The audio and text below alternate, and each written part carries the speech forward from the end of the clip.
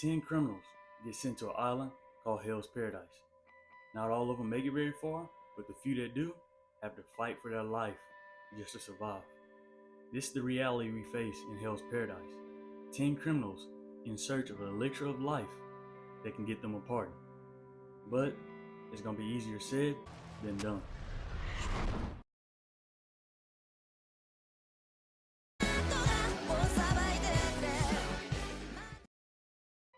So after fighting and killing a couple of monsters in the woods, Azai, you're kind of going to have to bear with me on these names a little bit, and Kenjo stumble across a couple of baddies in the woods.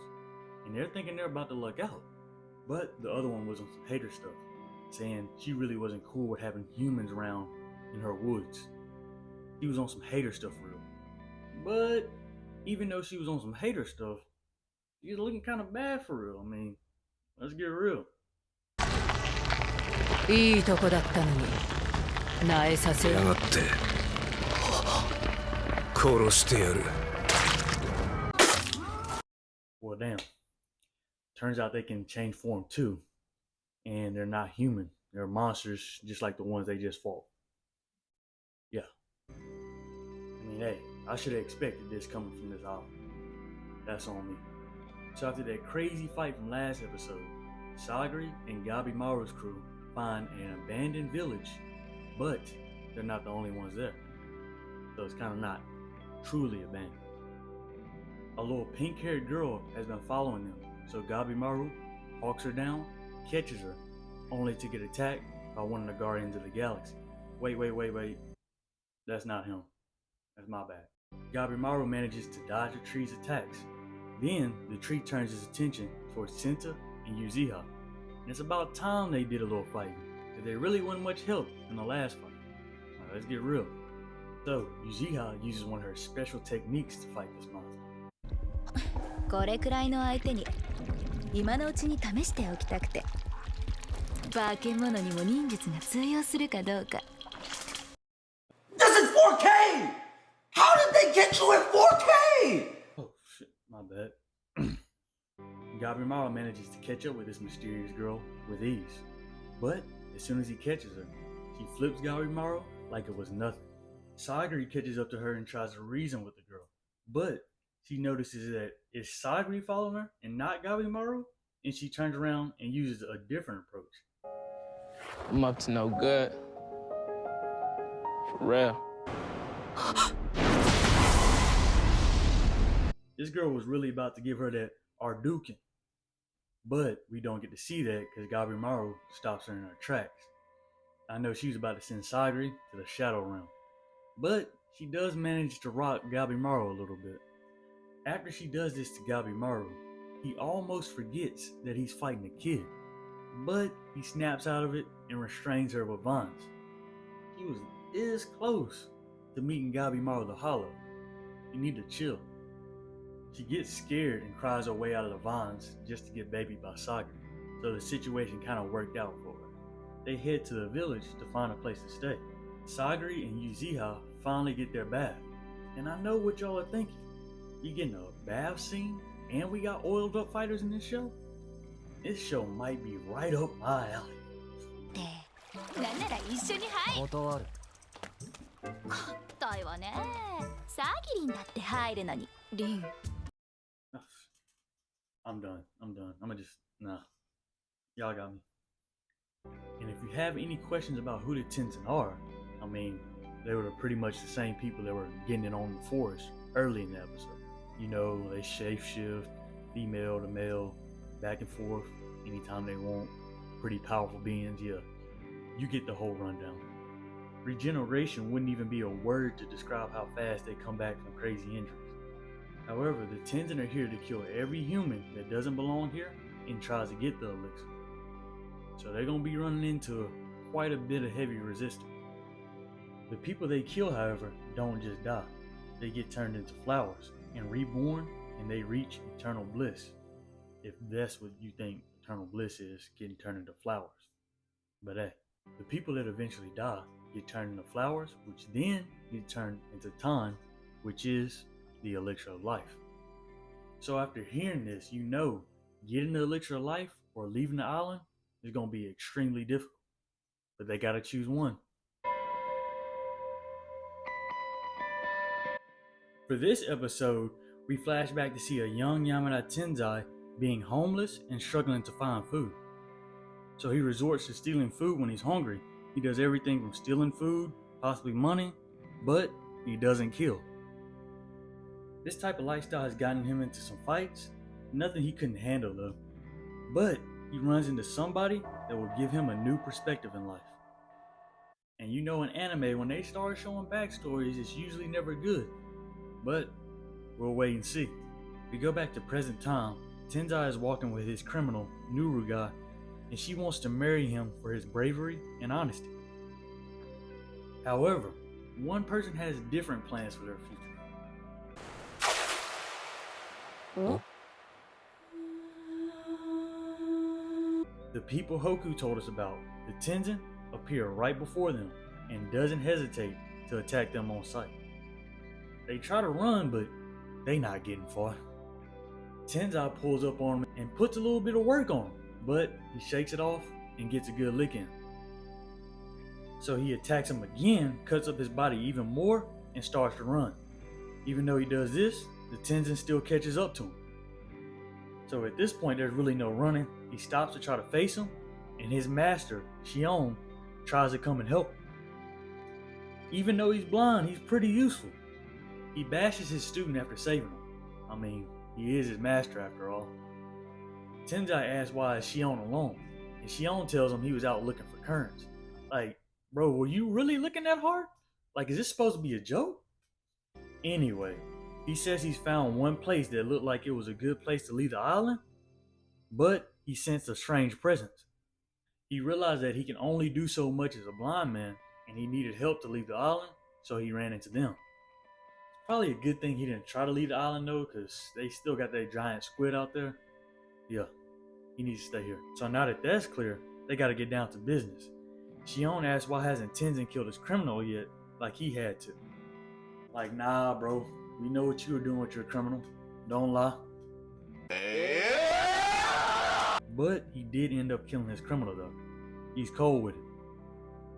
He tells Tenzai that he needs to act more on his responsibilities as a Yamada swordsman, but Tenzai quickly reminds him that Shion did the same thing with him and saving his life. He's just doing the same thing he did with his criminal.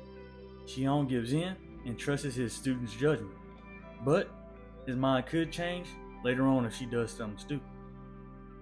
They try to make up and plan just in case they run into the monster again, but hey, running worked for him last time, so why not do it again? The Tenzin pulls up on him while they're trying to game plan and attacks him. Tenzai steps back in the fight, but she remembered all his combos. So he does something new. He pulls out one of his special moves. Shion tries to warn Tenzai, but it's too late. He joins a very elite group that got the same treatment he got. Only he got it like 4 times worse. And seeing Tenzai's backstory while he's fighting for his life is kind of sad and it kind of sucked, I'm not gonna lie. He was treated badly and his master finally gave him purpose in life.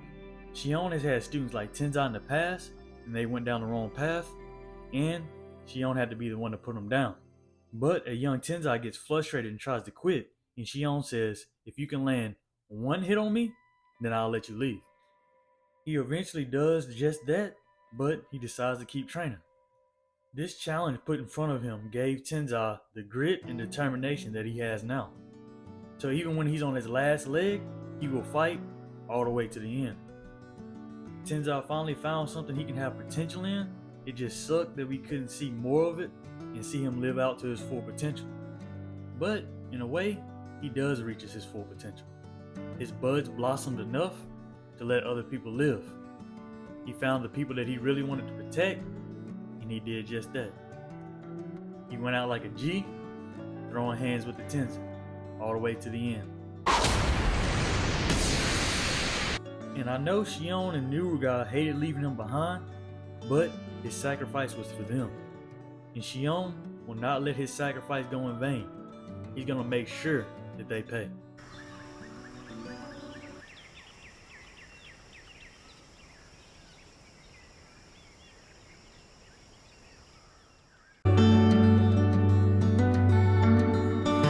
cut away from that heartbreaking sacrifice from last episode, and he's still a goat for that, by the way.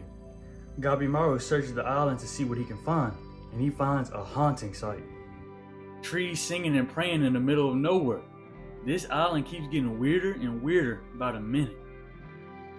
He should have taken the singing trees as a sign of danger though, because he went searching for answers and quickly finds them as he runs into the island's customer service employees looking to answer all of his questions.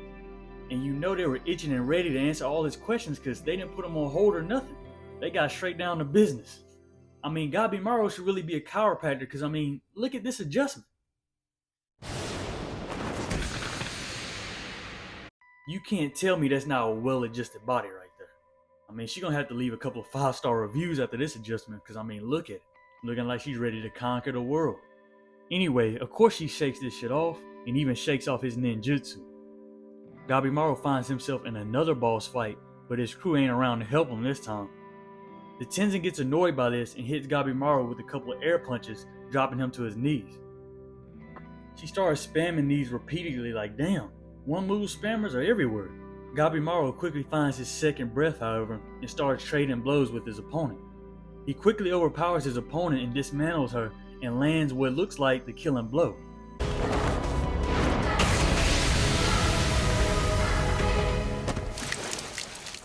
But get real, this is a boss fight. There's always a second phase. Well, yep, the boss's second phase starts and it turns into a big flower thing with 2 heads. It quickly hits Gabimaru with a storm of lightning, causing him to have some trouble. So much, his body starts locking up and he tries to use his ninjutsu again. It's not looking good for Gabimaru. He's been going through so much in the last few days, from bugs to fish-looking things. I don't see how he can make it out of this. He's been through hell and back the last couple of days, but I hate to tell him, his journey's just started. Who's gonna be the one to tell him, for real? The Tenzin starts whooping his ass so bad, he starts having dreams about his wife again. Like, damn, this second phase is crucial. We snap out of his dream and see his almost lifeless body in the arms of the enemy. It's not looking good at all. This creature starts to crush his body. But once again, Gabimaru ain't going out of the game this early. He remembers his trainer and tries to take down his opponent with his last dying breath. But this doesn't really work, and right as the opponent is about to land a killing blow, Ma pulls up and saves Gabimaru. If it wasn't for Ma, my boy would be taking an eternal slumber right now. That there are 7 Tenzin, and they can switch back and forth from male and female as we've seen before. And the Tenzin have also heard about these new humans on the island and see them as a threat. You know that's not good as they're about to start targeting them more than ever now. We see all the different Tenzin, the same 7 they were talking about, but it looks like the purple-haired one calls all the shots. They all trade information about the new humans on the island, and they share a drink which looks like the elixir of life, as we see its healing factors. We soon find out that these 7 people are all one person who has split into 7 different entities with different roles on the island. This place is really harsh, but these criminals look like they can survive it.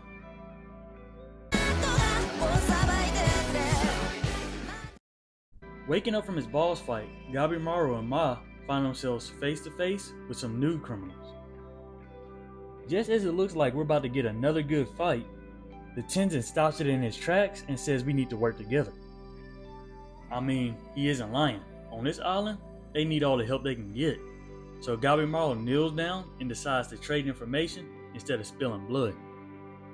We learn that the swordsman's goal is to become a legend and be known for something great. Will he get the chance on this island, or is this foreshadowing? We learn that the swordsman's goal is to become a legend and be known for something great. But will he get the chance on this island, or is this foreshadowing? We'll find out next time on the next episode of Hell's Paradise. Nah. We gonna keep it rolling. Remember that little girl Ma, the one that just saved Gabimaru? Yeah, she's not so little anymore. And she has the ability to talk now. I mean, she always did, but like, dang, what the hell happened?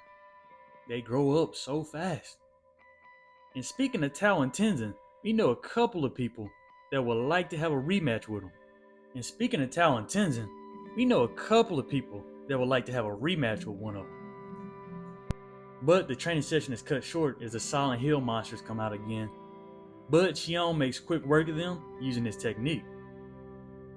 Gabimaru and his newly found teammates try to learn this technique too, And what better place to practice than on the battlefield against strong opponents? You basically see Azai and Kenjo basically climb out of their own grave. They get confronted by one of the Silent Hill generals or one of the Dashi, who have been sent out to control the situation on the island. So basically the Tenzin put a hit out on them because they're tired of playing around with all these humans. He tries to fight the Doshi, but he's at a crazy disadvantage because he doesn't know how to use Tao yet. So he's basically fighting an uphill battle right now.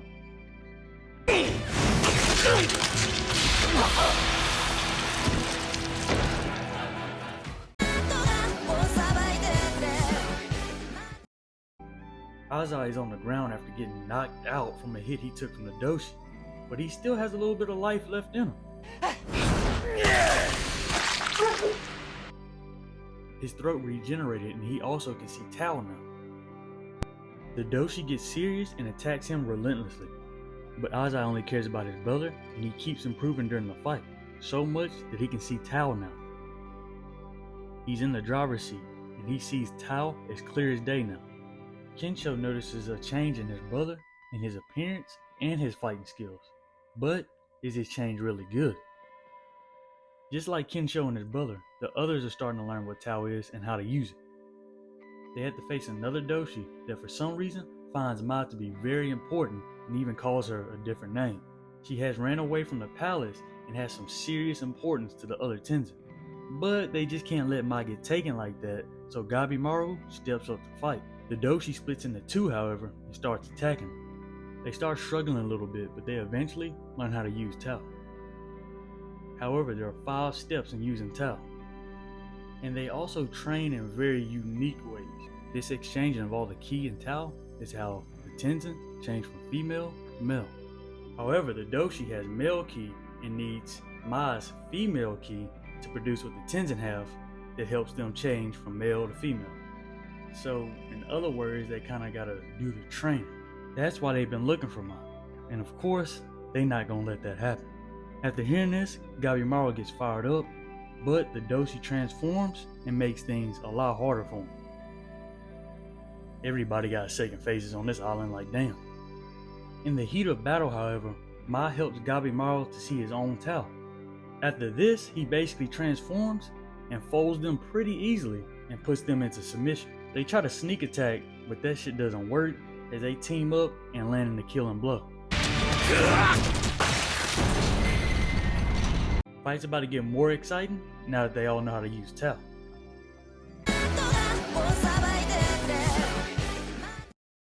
Back to Gabimaru's search party, they finally find a way to get into the gates. However, there's someone deadly waiting on them.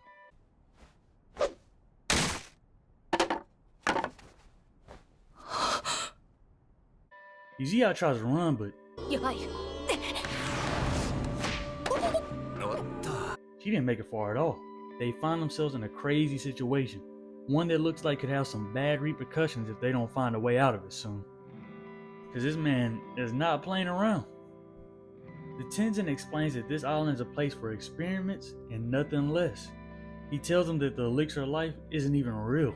And this puts some shock on some people's faces, like, damn, they've been here the whole time, this is what they were here for. And they get told that? And just as he drops his guard, Uziha hits him with a substitution jutsu.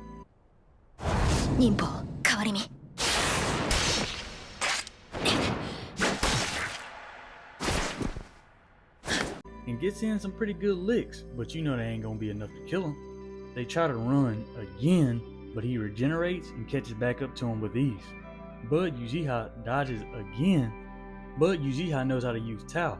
It's called Ki where she's from, but she still knows how to use it. She already has a leg up. But, like I said, he ain't messing around. He pulls up with the quickness and sends Sagiri flying back. But she didn't come this far for no reason. She has the strength and determination to make it through these battles. With her newfound strength, the Doshi tries to attack her first, but she stops him in his tracks. And we finally get to see Uziha use her special technique.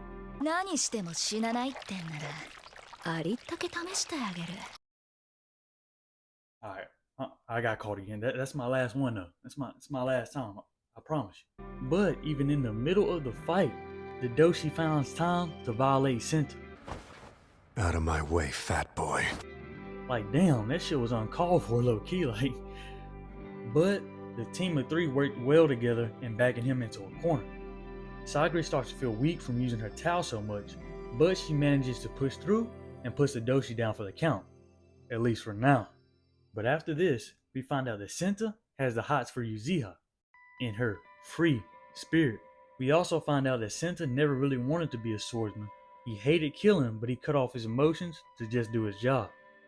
They go back to the Doshi's body to find it covered in flowers, and a flower stem sneaks up on him and attacks Uchiha, but Senta knocks her out of the way, sacrificing himself in the process for the person he cares so much about. The Doshi transforms into his second boss phase and is ready to strike him down. But just as this is about to happen, Shion pulls up just in time to save them from the deadly attacks. Man has some good timing.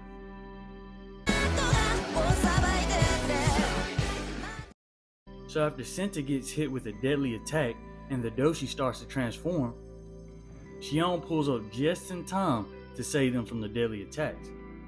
Shion is ready to spin a block for his student. He's doing exceptionally well in this fight, especially against the transformed Doshi. Like, dang, he already knows all the hit combos. He's doing good. His training with Tao looks like it's paying off. But he does get little cuts, and the flowers start blooming on him. And he starts losing blood at a crazy rate. He only has a little bit of time to fight and kill this thing. But everyone from Sagari, Shion, and Nuruga have all improved since they've been on the island. They have a real chance. But only now do they have a chance to see if all this training has paid off. Especially if they want to beat this monster. The clock is ticking though, because both Shion and Sagari are greatly injured. So they gotta do something quick. Their plan works and Shion reaches the center of what he thinks is the weak point. Senta gets carried over to him and tells him where the weak point truly is. Shion delivers a killing blow and kills the Doshi. A pretty good fight. And like, don't just take my word for it. Y'all go back and look at some of these fights because they just too damn good not to go look at. Go look at them. Senta is not doing well at all. Him and Shion are in bad shape. Uchiha does have some medicine that can help, but it would be smarter to use it on Shion rather than Senta. It's the end of the road for Senta, and Uchiha comforts him into the next world.